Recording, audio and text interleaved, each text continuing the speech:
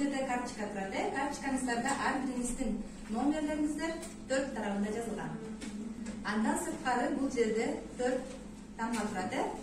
Бул 4 тамга менин тестте берүүчү сурооңдун 4 жообу. Эгерде мен бияка суроо чыгарам, тесттин суроосун. Суроосун чыгарганда сиз кайсыл жооп туура деп эсептесеңиздер, ошол тамганы өйдө карап кармайсыздар. Эгер адашып башка тамганы кармап алсаңыздар, анда сиздин жооп туура эмес болуп калат.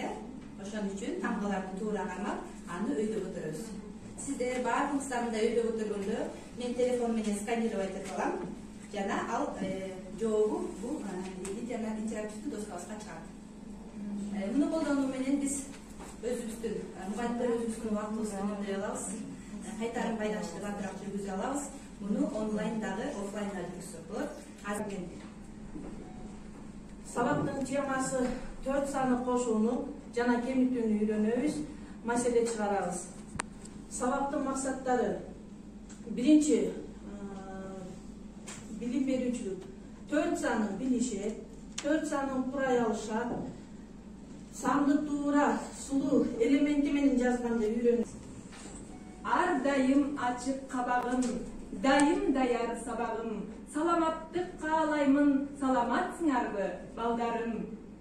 Балдар, бүгүн бизде адабий окуу сабагы. Адабий окуу сабагын баштаардан мурда келгиле баарыбыз чогуу жагымдуу маанай түзүп алалы.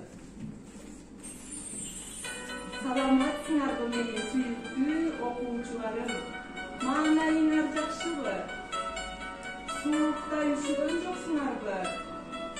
Онлайн сабактарына активдүү катышып, билим кызыгыңарды 4-5 деген бааларга толуктагыла. Анда ийгилик байлар.